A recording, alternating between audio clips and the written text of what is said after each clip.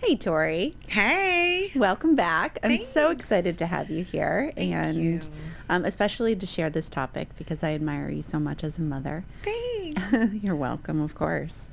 And that you're going to have another baby, which is also very exciting, baby boy. Um, when I did a poll recently, some of the feedback from the industry and friends that are out there on social media was how to be a working mom and sort of have that work-life balance. And I definitely think because we're in such different stages in our motherhood, that this would be a really great topic to chat about today. And of course, it'll intertwine into beauty and especially with having daughters. So I don't even know where to begin. Where do we begin when it comes to that? Well, first, talk a little bit about London and sort of set the tone there. Well, I currently have a 5-year-old daughter, and like Jaclyn said, I've got a Beautiful little boy daughter. on the way. Hmm. She is spunky, and she is has a lot of personality, so it's fun. I think first and foremost that I get so much feedback just from all different facets of our life about how challenging it is to be a mother and how challenging parenthood is, and I think that it's a full-time job, Mm-hmm. like a lifetime job, more so. Yeah. But I also feel like it has its challenges, and there's some things like I always say, like, the number one thing that I hate about being a mom is car seats. Like, once Mm-hmm. that's over, it's like, Yeah. ooh, this will be a breeze. And I'm sure you're in the teenage years, so I'm sure that I've got a lot, ahead of me. Mm-hmm. But I feel like all in all, parenthood is so much more fulfilling and fun than it is hard and stressful. Right. I don't know. Don't you feel Yeah. like that? I do. And even the last time that we got together here on the podcast, we talked a lot about mindset and gratitude and sort of looking at it as a perspective. My dad says to me all the time, your life doesn't start until you have children. And Hmm. those that, choose to want I to beg to have differ that with that path. one. Right. I know. But, my sisters chose not to have kids and they definitely live a different lifestyle. One of Some, mine too, yeah. and some don't, some can't have children. So, like, that's really where I'm very conscious, no matter who I'm around, especially women, that, we have empathy about where someone is in their lives. So And, important. especially when we're around older women that may not have children. And we want to be sensitive to that. And I think that, is it hard? Yes. Even when it comes to when we talk about labor or when we talk about the whole being pregnant and all of that, I never sugarcoated it. I would say the good, the bad, the ugly. I would never, not one, I'd never act like everything was amazing, everything's rainbows and unicorns, but also was very real and vulnerable about every step of the way. And is it hard? Yes, but is there so much, like you said, to get out of it from the love and the pride and the worry that comes and goes based on how you see them grow, and then you feel relieved that they're reached that point. And my daughter is only 13, and I've seen it's really amazing. I look at her sometimes and I just can't imagine. I can't think to myself when she was London's age, even that she would be this person. And I know I have a way longer way to go. And so the thing that I like to sort of take from that is anybody that has an elder child, especially a woman, I always listen and listen to some of the lessons that they have and wisdom that they have about the next years that are ahead of me. Just like when Sophia was 5, and people would say, well, this will pass. Maybe it was a behavioral issue or whatever it might be. Everything is temporary, even from the depths of when you're struggling, the terrible twos, or whenever that happens for a person. So it is sort of taking each chapter for what it is and making the best of it, right? Yeah, absolutely. I think that the number one thing that I've said since the day that I became a mom was that watching the day to day growth and development of another human Yeah.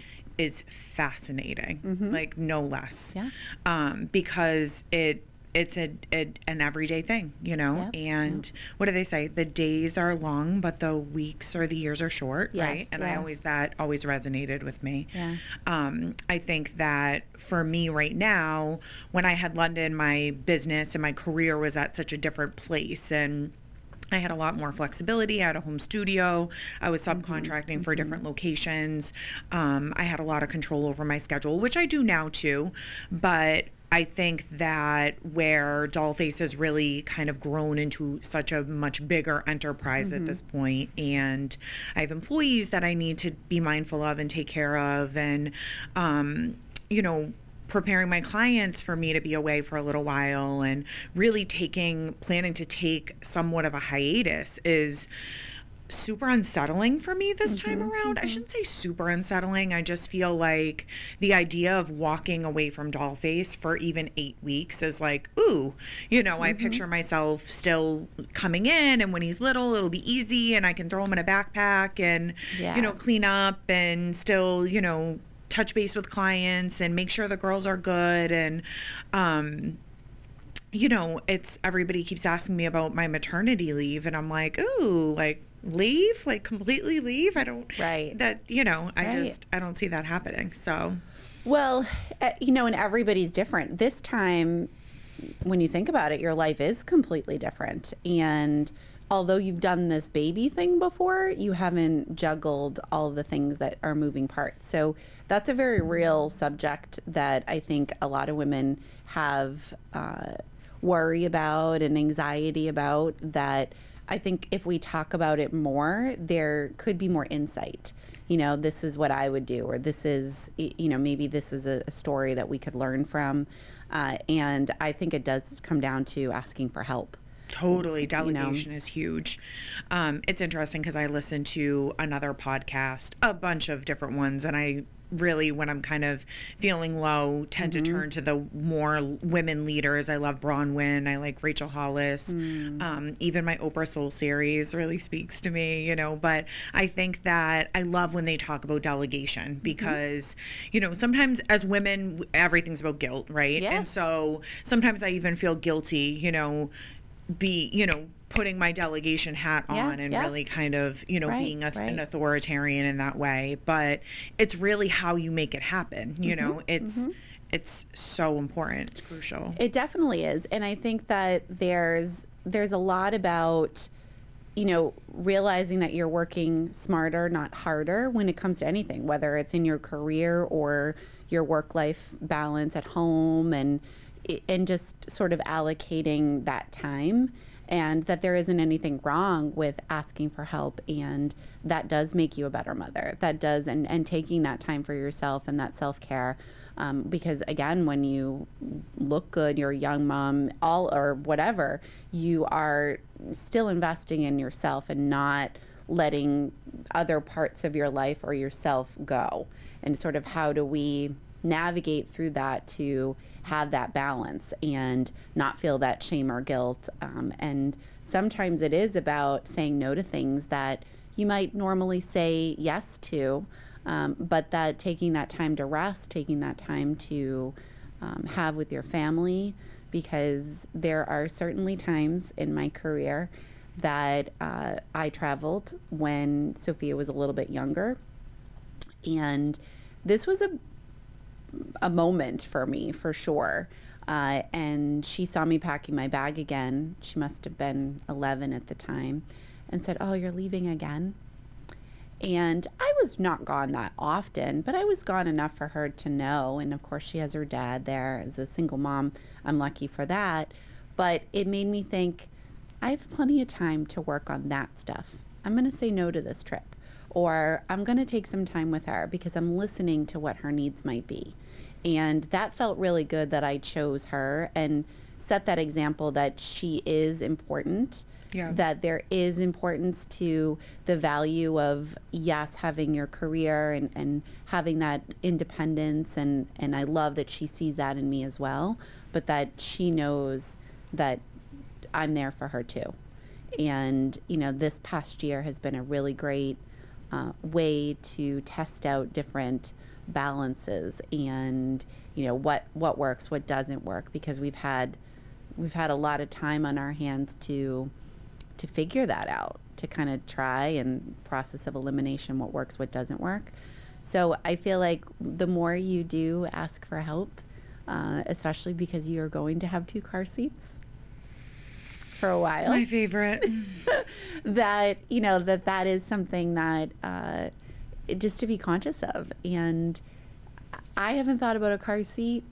I don't know. Like, I really, it's like once it goes away, it's gone, and you don't even ever revisit it. Right. Or, you know, all in my heart, definitely, I get it, because I see, you know, a woman lugging a baby seat and then a toddler, or, you know, just the juggling, and I just sort of do a little like, good vibes to you, woman, you know, because I know that part is hard. And I'm very aware of that, and sort of the work that it takes. But as you're paying your dues throughout that process and continuing to, you know, continue to set your goals and continue to have that balance as best as possible, know that, I mean, I remember even with us as friends, like there were times that when Sophia was younger and you didn't have children yet, there were things that I didn't go to or couldn't go to, or it was like, oh, Sophia's loud and crazy. Like, then we come together again, and now we vacation. Well, and I think about that so frequently is like pre-motherhood and post-motherhood, and how I was as a friend, or just my outlook and before I had children, and just kind of that mentality. And you can't put yourself in it whatsoever until you're there. And I think of friends that I still have that don't have children yet, or aren't planning on having children. And it's funny because I think of how they can't even begin to understand kind of my lifestyle and the dynamic that we have. And then I also think to myself about the girlfriends or my sister that don't want to have children. And I love that in our generation, we're so much more accepting of that mentality. Whereas I think that it wasn't that long ago that people were like shunned that concept. And I think that, you know, it kind of goes back to parenthood as a lifetime commitment. And as much as I love being a mom, like I don't agree with your dad, because I really lived my life to the fullest until I was a mom at 32.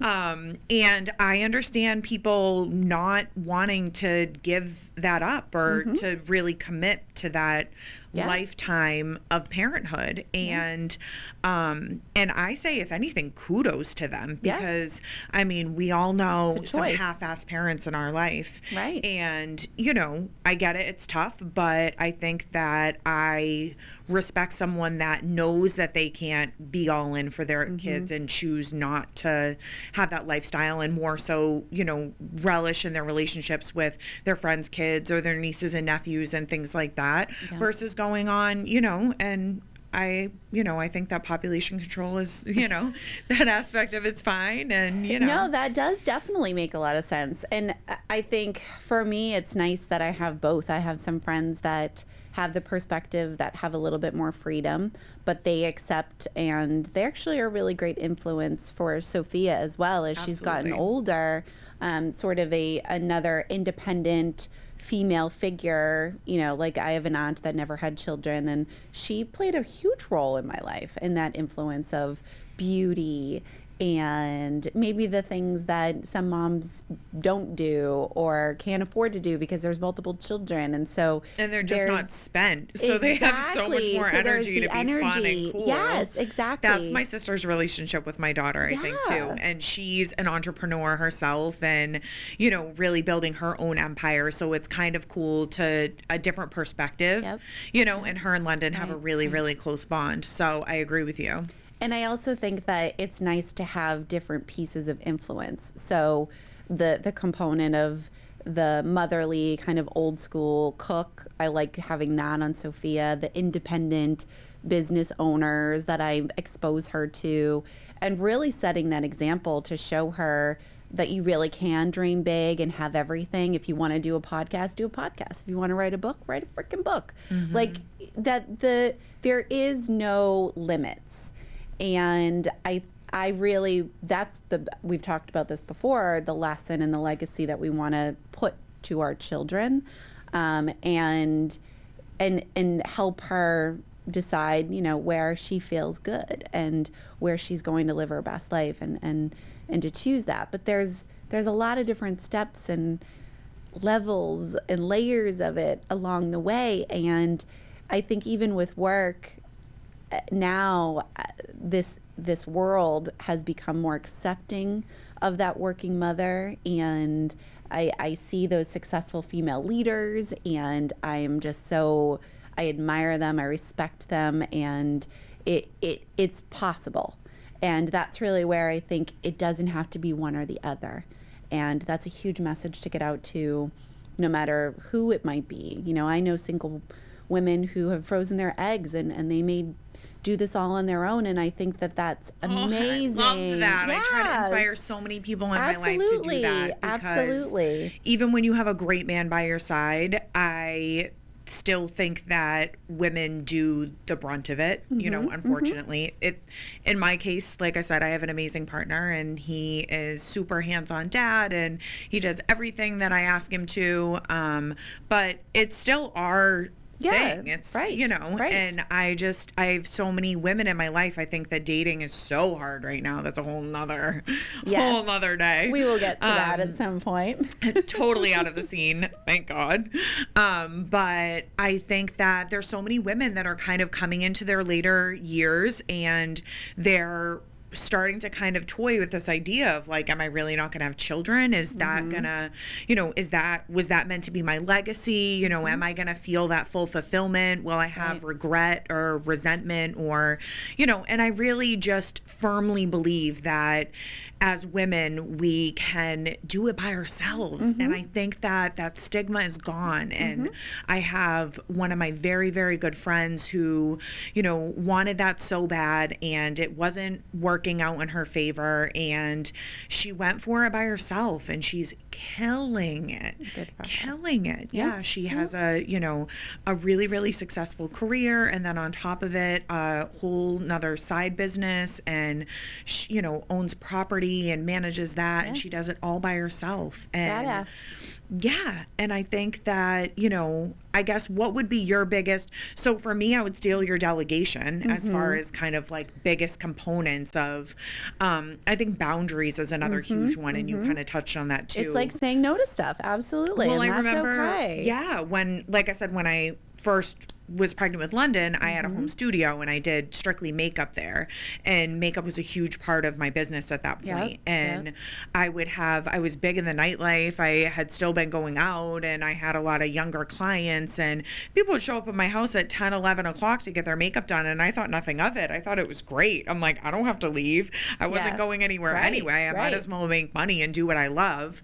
But the one thing I remember my mom saying was, Torrie, please, if I can say nothing else to you, I know you've got this, but please create some boundaries in your life, because you are going to run yourself ragged. And I've thought about that throughout these whole 5 years. And I think that, like you said, creating boundaries and, doing what you feel comfortable with, but not, overexerting yourself, I think is super, super important. Well, and that goes to, I guess, the other part, which would be compartmentalizing your life. So if just having those habits of eating healthy, or whatever that outlet is for you, your fitness stuff, or whatever it might be. Self-care, whatever, and I think all of that. If the pandemic hasn't shown us anything, I think it's made us evaluate and then reevaluate the meaning and the importance of self-care, and it's different for everyone. Right. And this pandemic is a perfect example, because a lot of us are still working at home.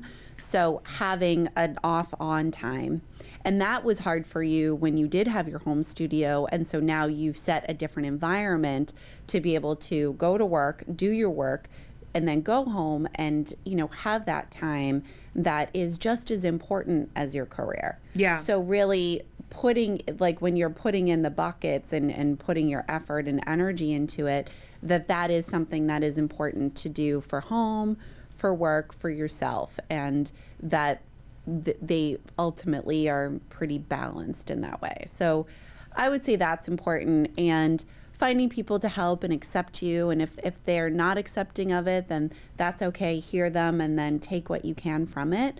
But be fearless and dream big, and that it's okay, and to teach the next generation to do the same thing. And I'm speaking at a Fearless Women's Summit in July I'm so 24th. I'm excited about super excited that. about that. There's some And really cool speakers that there are going to be are, there and too. I'm like honored to be part of I the love how group. diverse the panel is It too. totally is. That made me really excited. I'm super excited about that, and I think we have a story to share, and I also think that's another piece is share your story, because it could help somebody else at some point, whether it is the breakdowns that you have as a mom, and that's okay, and there's nothing wrong with being vulnerable, and that sometimes you have a bad day. And I tell a story about even skiing, and I was carrying Sophia's stuff, London's age, 5 years old, and I'm a big skier, I love to ski. And I remember like dropping everything and crying, and just like having that reaching your breaking point. And then, I don't know, maybe 2 years later, it was snowing, it was beautiful, I was at a bigger mountain. Sophia got out of the car, and just this scene, I remember taking a picture of her. She put on her own boots, she carried her own stuff. And it was that aha moment where I thought, this is why I didn't give up. This is what pushed me forward to reach this point. And that was all the investment of effort and energy and work, or whatever it may be, to get me to this point. And I'm so glad I didn't fucking give up. Good for you. Yeah. Love that. So that could be used in anything in life, right? Totally. But totally. definitely as a mother. But it's also kind of cute how it's become your bonding time, Yeah. what you guys do together Yeah. as your, mommy-daughter time. Totally. With a 13-year-old. Exactly. It totally intertwines. So I think that we could elaborate on this topic again at another point. And, I'm super happy about your growth for DollFace. And, Thank you. I was just there the other day for a facial. My skin feels amazing. And it's just such a woman supporting environment from the employees that you have and the clients that come in. And so those that, haven't gone to DollFace for microblading, facials, whatever it might be, like, come check us it's out. a scene. It's a scene to be there and welcomed and embraced, and, not only just have your girl time, but to have beauty time for yourself. So that also is important. That's the other lesson, right? So nice. Yeah, absolutely. Well, until next time, this is exciting. We've got some cool topics ahead for next time. I'm excited. Thank you.